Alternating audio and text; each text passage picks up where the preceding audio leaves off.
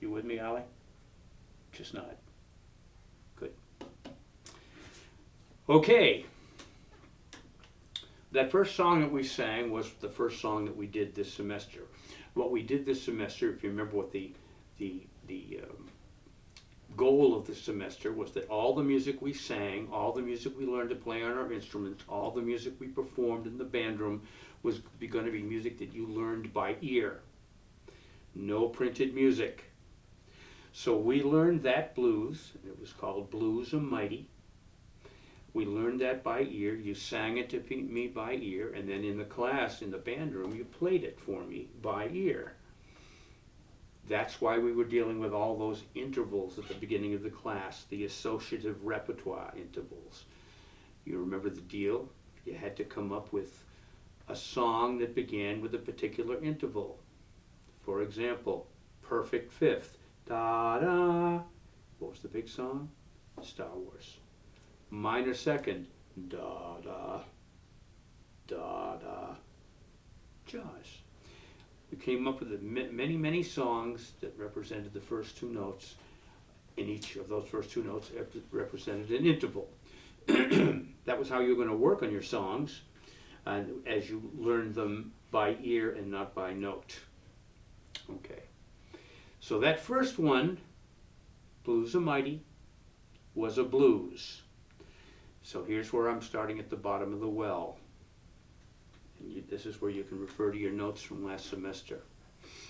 A blues is one of the earliest forms of music in American musical history. You know that. I'm going to say everything that you already know or that it's already in your notes, but I just want this to be a refresher class for the other additional lectures that come ahead. So I'm going to say about 10 times, but you know this in the next 5 minutes. Blues is not a song, it's a form. And you know that it's a form that was created by the commingling of two very different musical cultures, and you know what they were. The culture of West Africa and the culture of Western European-based music. And you know what the characteristics of blues music is. You know what the characteristic of West African music is.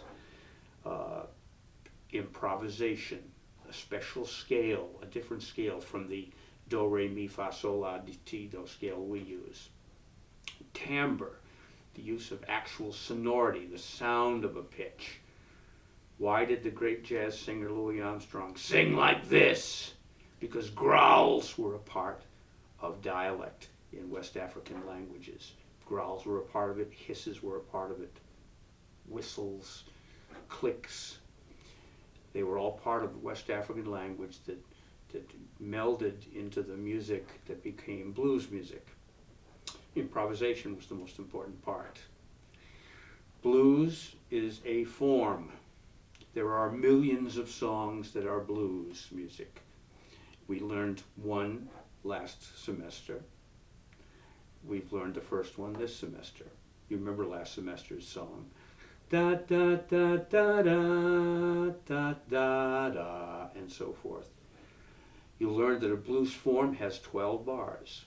A blues form, classic blues form, has 3 types of chords. A 1 chord, a 4 chord, a 5 chord, and yet they're all dominant, which is very different than the music of Western Europe. I'm going to clear my throat for a minute. You could have seen that COVID-19 bug just fly against the wall over there when I did that. It was great. Kidding.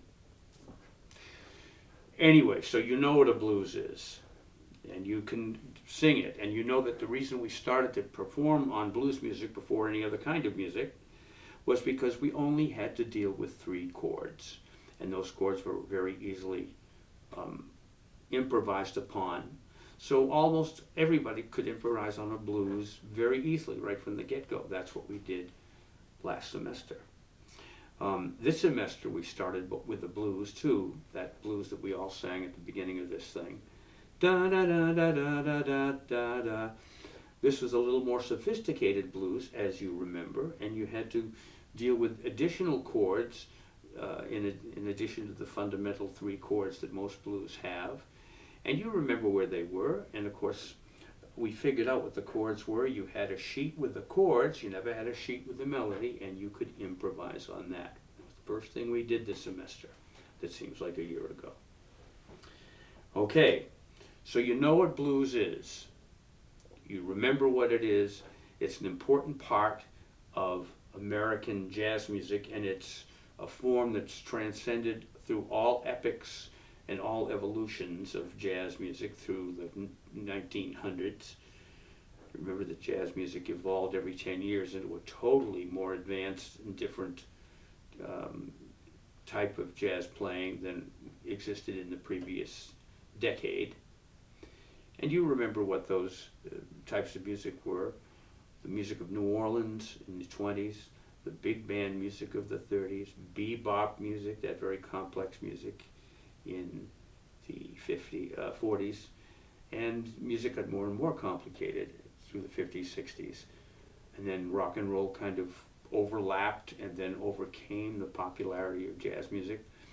So jazz has kind of rescinded itself or retreated back into a less important part of American musical culture, but it's still a serious art form. Okay, you know all that. I've said all that. Okay. What is going to happen now that you have blues in your head, and you should have blues in your notes from your first semester notes and your second semester notes, there should be no doubt about what blues music is. If the world were different and we were going to do an actual final project where each of you would get to play with the professional players that came in like they did last semester, some of you would have blues music for this final project. That is not going to happen. Sidebar. Here's a sidebar just for you people. Adam, Ollie, Carrie, Anthony, you other guys. If the world ever returns to normal, and Holy Cross does by next September go back to normal, and this course returns to normal, some of you will already be gone. Some of you will be graduated. Sydney will be graduated, I think. I know Carrie will. And you will never have an opportunity to perform a final project or a particular tune with our visiting guest people. Or will you?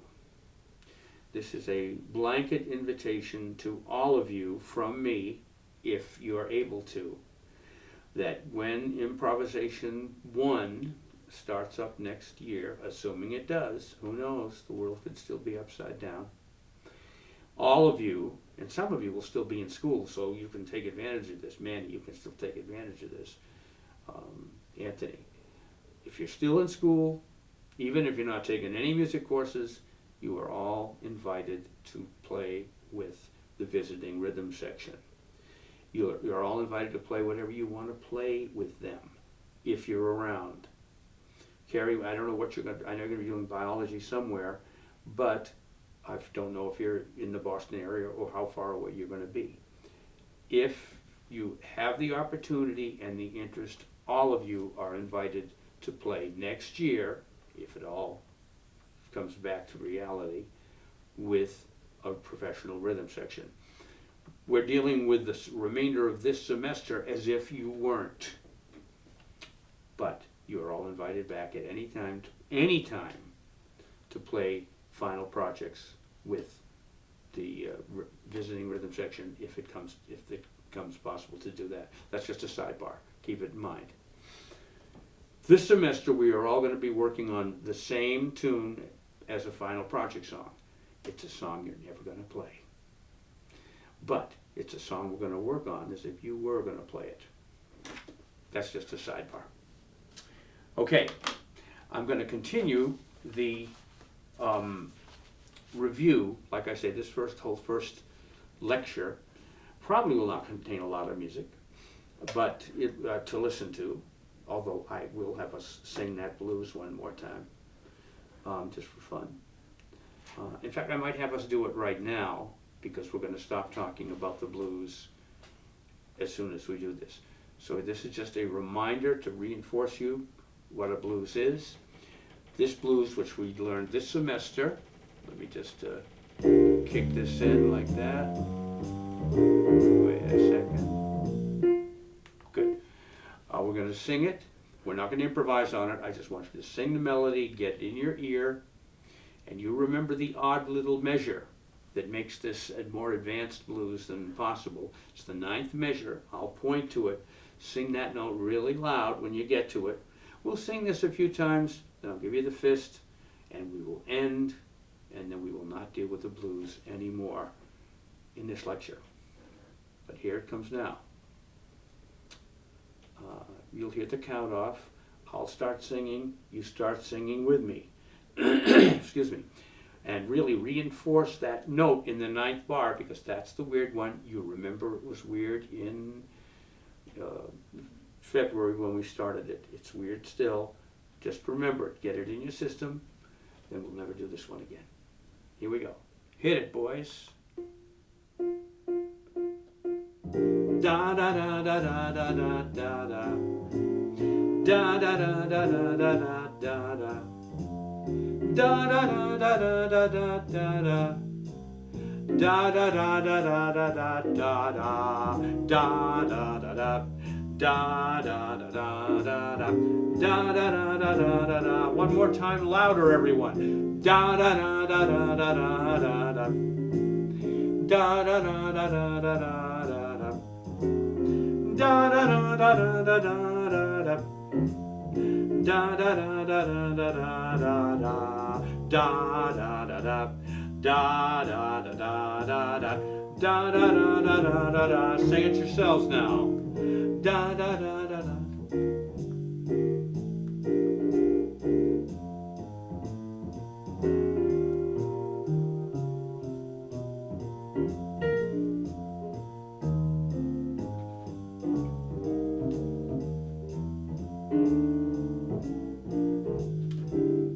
One more time with me. Da da da da da da da da da. Da da da da da da da da da. Da da da da da da da da. Da da da da da da da da da. Da da da da. Da da da da da da. Da da da da da da da. Don't sing. Here's that blues rhythm section. Walking bass, comping piano, drums keeping time. Here's that funny note. Da. Take it out right now, guys.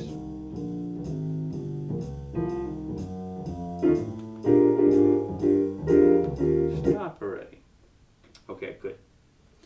That's the last we're going to talk about blues probably in this semester, because our final project song, which we'll talk about before the end of this lecture, is not a blues. It's a song based on major, minor, minor, major, dominant, minor, minor, 7 flat 5. It's a song built on chord symbols that are not blues oriented. Okay, I'm going to hit a swig of this. You'll never guess what's in here.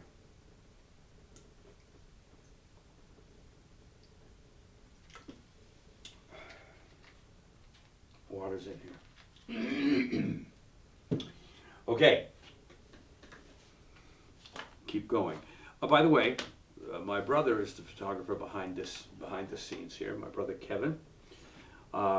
When I decided to do these 4 lectures to get us started while I figure out Zoom, and I also don't really think Zoom is going to work that well in any performance class.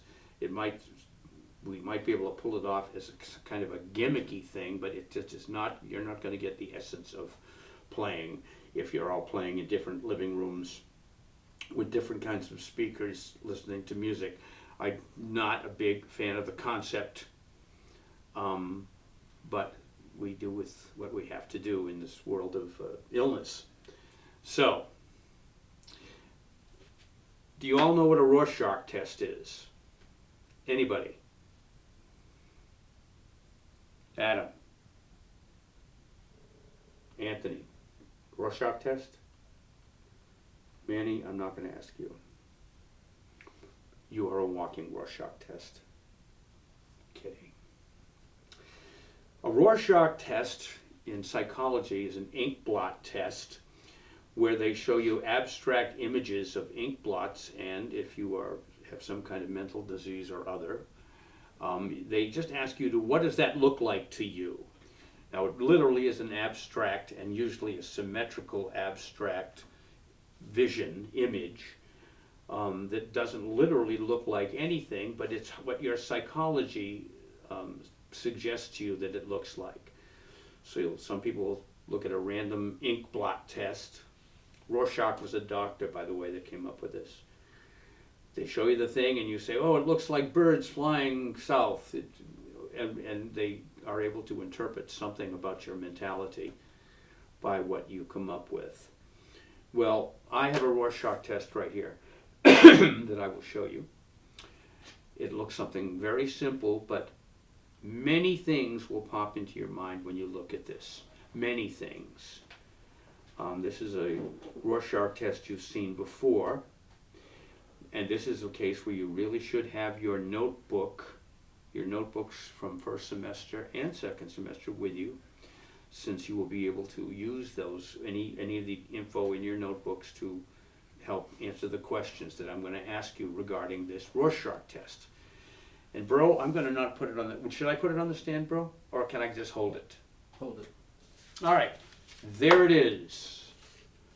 There's our Rorschach test. Now, right now, many of you are seeing many different things when you look at that. And that's good. I'm glad you are. You should be able to. The fact that you're able to see many things, by looking at this simple combination of lines and circles is exactly the point of this. How about now, bro? Is that okay? It's good. Okay. For example, we know what that is. I'll tell you what it is, and then I'll tell you what you should be able to see, without even having to look at your notebooks, by the way. You shouldn't have to, you should know this backwards and forwards in your mind right now. But it's amazing how much you can see. I don't have to write anything else. I don't have to add anything to this, and you're seeing tons of stuff in your mind. And it's not birds flying away. For example, let me tell you what you're literally looking at. You're looking at a staff, 5 lines, and you're looking at 8 notes. 8 ascending notes, and you know what they are. I'm going to tell you what they are. They are a major scale. Those notes equal a major scale. The C major scale. C, D, E, F, G, A, B, C. Now, this little thing right here is going to allow me to not just make up pitches. You remember, I don't have perfect pitch, and none of you does either. So I'm going to get that C, and here's what it sounds like. That's C. Now I can sing that scale for real. C, D, E, F, G, A, B, C. And you know that in this kind of music, improvisation, it's done differently if you were studying classical music. C major scale is still a C major scale. Each of those notes in our kind of music, in this improvisational music, we don't necessarily call by their letter names, C, D, E, F, G, A, B, C, but we also call them 1, 2.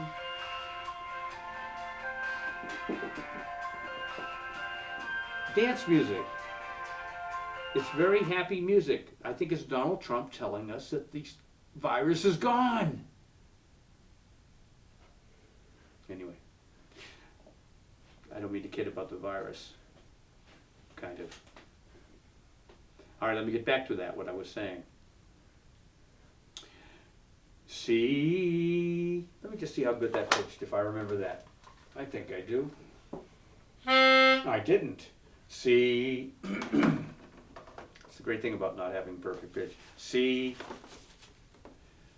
C, D, E, F, G, A, B, C. I already said that. I also said that we also use numbers, Arabic numbers, not Roman numerals, for each one of those notes. C, D, E, F, G, A, B, C, 1, 2, 3, 4, 5, 6, 7, 8. You can see that in your mind. You know it because we've looked at it so often over the last 5 months and last 2 semesters on the blackboard. If you had to see me write the C major scale again, you'd probably all go crazy. But here it is right in front of you now. And like I say, I'm a snail at the bottom of the well, crawling up and repeating myself from all the way back to September and October. Now, we know that. C, D, E, F, G, A, B, C, 1, 2, 3, 4, 5, 6, 7, 8. We also know that each of those notes has a particular name. The C is called a tonic. The note above it, D, the second note, is called supertonic. E is called a mediant. F, the fourth note, is called a subdominant. G is called the dominant.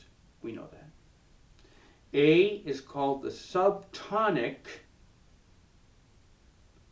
because it's below the tonic, the octave higher. And the B is called the leading tone. Those are the technical names for each note of a major scale. Tonic, supertonic, mediant, subdominant, dominant, subtonic, leading tone, that little B up there. So each of these notes has numerous possible ways of being thought of. A 1, 2, 3, 4, 5, a C, D, E, F, G, A, B, tonic, supertonic, blah, blah, blah. You all know all that. Now what we have to imagine, Rorschachly, probably the first time his name has ever been an adverb. Now we have to imagine what you already know. We're going to build chords, vertical chords, on top of each of those notes. And I know you're looking at these right in your notebooks. Hopefully you are, but I'm just going to say them. We're going to build a chord vertically above C. And we do that by putting notes on top of that C on lines. C is on a line, so every other note in a chord is going to be on a line above that C. We're going to do the same, so it's C, E, G, B. Those are the 3 other lines that are above C. When we go to the second one, number 2, D, now the D is on a space, you know this, and so we're going to put the other vertical notes on spaces above D, and we get D, F, A, C. And we do the same thing through the entire scale. And we get a chord built on 1, a chord built on 2, a chord built on 3, a chord built on 4, all the way up. If the first note of that scale is on a line, like G for example, all the notes in that chord above it are on lines. G, B, D, F, those are all lines.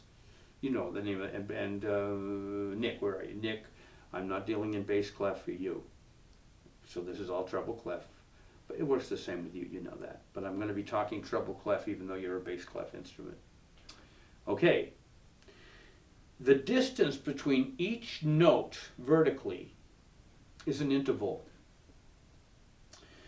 The interval of the chord built C, E, G, B, the interval between C and E has 4 half steps in it. C to C sharp to D, D to E flat to E. Any interval with 4 half steps, C to C sharp to D, D to E flat to E, any interval with 4 half steps is a major third. We call it a major third. The interval between, and use your imagination, imagine what those chords look like. You don't have to imagine it, they're right locked into your brain. You've already seen them. But the intervals between D, F, A, and C are 3 half steps, 4 half steps, and 3. When you have a chord built with 3 half steps, D to E flat to E, E to F. That's 3 half steps. When you have a chord built with 3 half steps, 4 half steps, 3 half steps, that is a chord built with a minor third, major third, minor third. And we're not changing any notes. There's no accidentals here. This is all, we're only using the notes of the C major scale. I know you all know this, so I'll speed it up for you a little bit. Use your imagination. There are 7 different chords built on 7 different notes of that major scale. The 1 chord is a major chord, 2 is minor, 3 is minor, 4 chord is major. The 5 chord, the chord built on G, is a dominant chord because the intervals of that chord are neither major nor minor.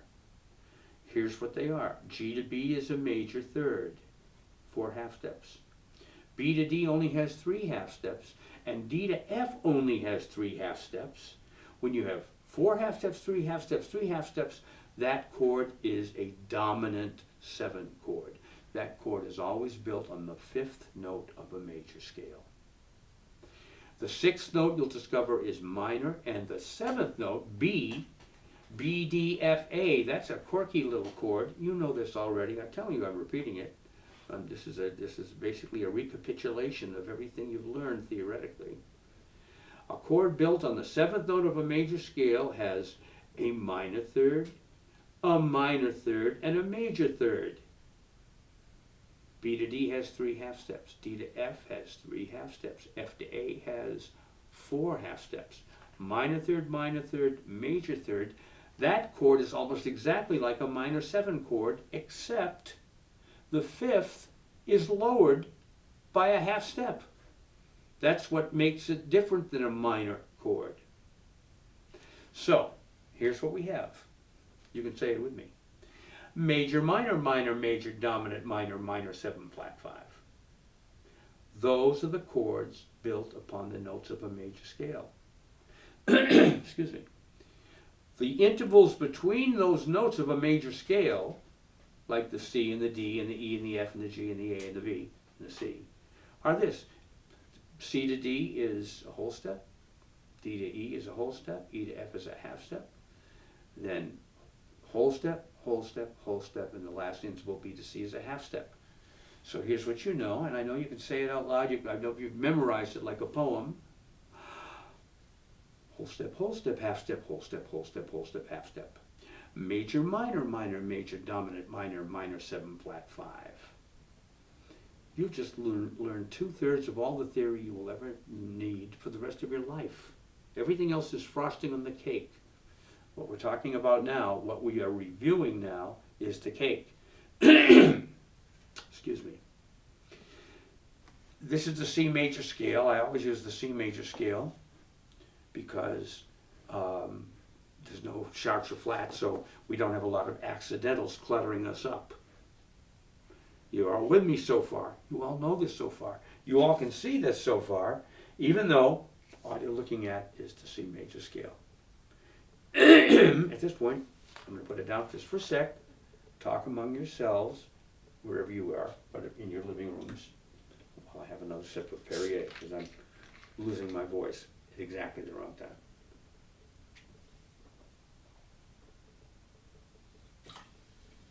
Okay. Whoops. One last thing about the C major scale. Excuse me. Now what I want you to do, and you can either use your notes, you can either use your notes or just use your imagination. It's in your memory. You all know this. You've all answered these questions in exams, blah, blah, blah. If this is a C major scale in 1 octave, if I continued it up, to the next series of notes, you would have C, D, E, F, G, A, B, C, and then C, D, E, F, G, A, B, all the way up. You'd have 2 octaves of ascending notes, just 2 C major scales connecting with each other. This is where you have to use your imagination. This is where I used the Highlights magazine children analogy. Do you remember I drew a box on the blackboard, green board, and I drew a little house, and with a smokestack and smoke coming out, and there was a walkway, and there were clouds in the sky, and there were birds flying, and there were bushes and trees. And in Highlights magazine for children, under that picture, there would be "Find the Rabbits." And what they meant by "Find the Rabbits" was literally in the leaves, the artist had drawn in little hiding rabbits that were really part of the leaves. And they would say, there are 10 rabbits hiding in this picture. And you'd have to go look for those rabbits, and some of them might be in the clouds, some might be in the snow on the top of a mountain, but they told you as a kid there were 10 rabbits to find, and you were always thrilled. And it was the first thing you ever looked for when you went to the dentist, that Highlights magazine for children, and the picture that said "Find the Rabbits." When you have a C major scale extended 2 octaves, there are 7 totally different things within that scale, and you know what they are. I'll tell you what they are. From C to C, that 1 octave, those notes, C, D, E, F, G, A, B, C, in addition to being the C major scale, are also called the C Ionian mode. You know that. If I look at D right here, I don't even know what I'm pointing at, but if I'm looking at D and I go all the way up to the D above that one, remember we have 2 octaves now. D to D with no sharps or flats is also called a mode. It's called Dorian. So an 8-note mode, same mode is the same thing as scale, an 8-note mode from D to D in the key of C is called D Dorian. Let's imagine E to E.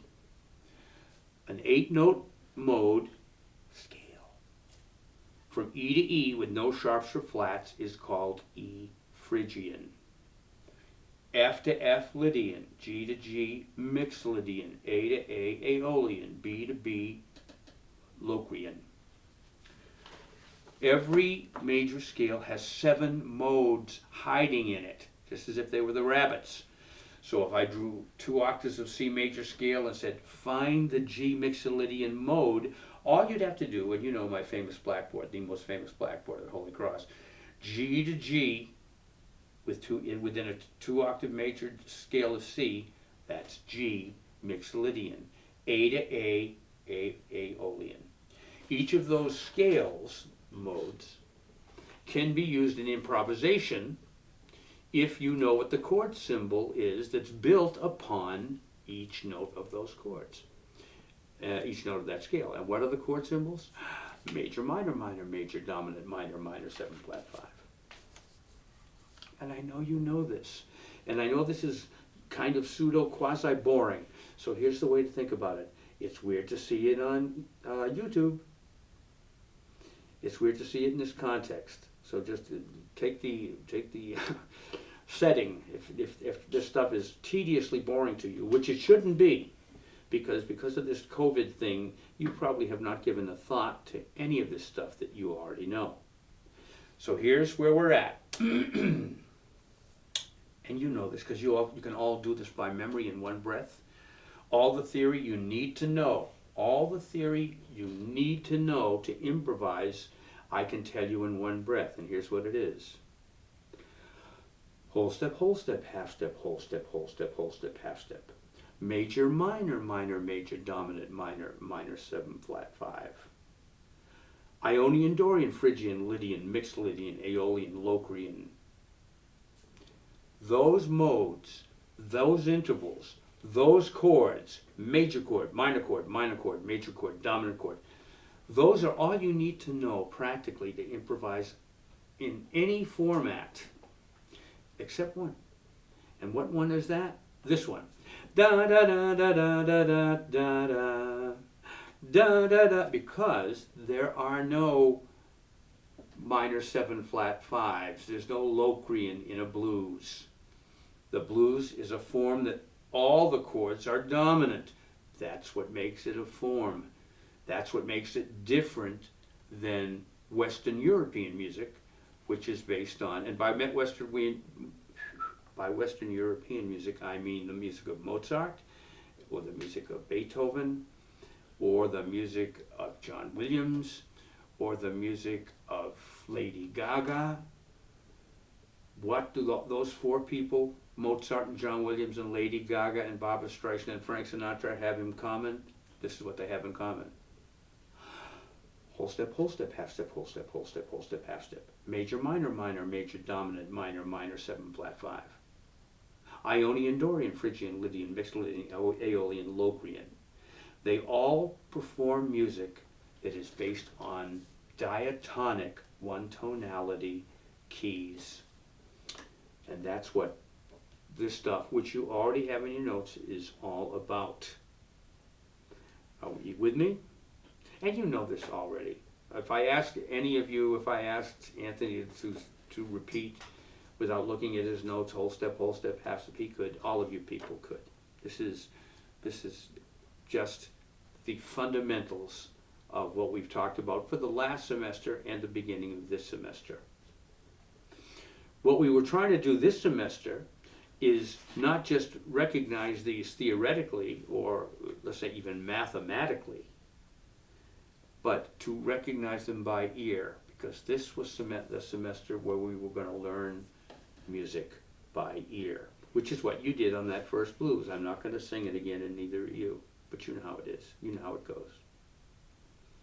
Okay. Other scales that we've talked about, I'm not going to talk about right now. And you know, by those I mean the pentatonic scale, which is a very, very important scale. Hopefully, I know you have it in your notes. You know what it is. The pentatonic scale is you simply use this scale, a major scale, and we know that each of those notes has a number, 1, 2, 3, 4, 5, 6, 7, 8, and a pentatonic scale is simply 1, 2, 3, 5, 6, 1, 2, 3, 5, 6 of any major scale. Those 5 notes is a pentatonic scale. You know there's such a thing as a blues scale. I'm not going to talk about it now. You know what it is in your notes. There are all kinds of scales we use when we improvise. Okay, are we good?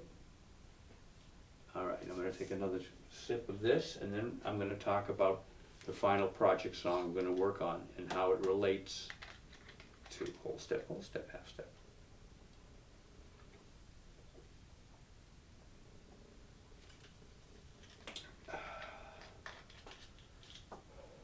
Okay. Just before, in fact, let me make an adjustment here. Hopefully this will be quite easy to adjust to. Okay, good. Just before this, the virus hit the fan, we had just started to listen to and talk about and even begin to sing a new song. The song was not a blues. The song was 32 bars long. The song, I did not, like we learned the song by ear, but I did give you the changes to that song, which hopefully I will find right here. Hopefully I will find it right here, or maybe I will not. You all remember what the song was. We're going to sing it in a minute. And you know, maybe I don't have it. I have it somewhere else in my briefcase. We'll do this at the next. We'll do this by ear right now, and I'll show you the music. I'll describe it because you already have it somewhere.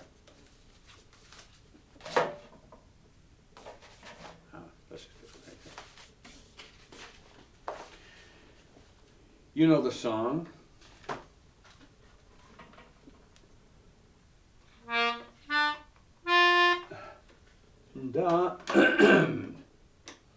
Here's the song. I'm going to sing it to you. You know it. We've all sung it. Starting on that note. 1, 2, just me. 1, 2, ready, and da da da da da da da da.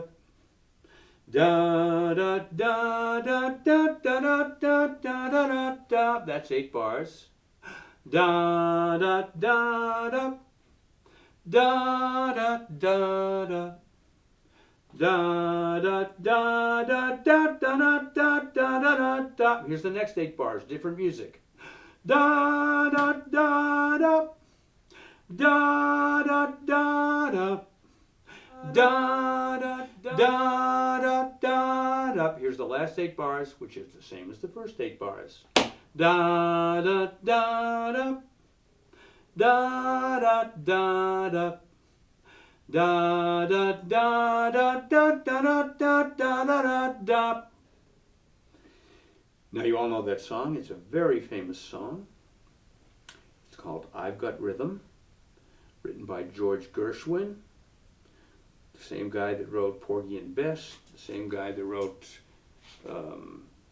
American in Paris, the same guy that wrote Rhapsody in Blue, one of the most famous American composers of all time. In addition to writing those big pieces for orchestra that are historically important, American in Paris might be considered the first American tone poem for symphony orchestra. Porgy and Bess was the first American opera, and Rhapsody in Blue might be considered the first American piano concerto. But in addition to that, he wrote hundreds and hundreds of popular songs, and he died in 1939, a very young man of a brain tumor. He died probably in his 40s.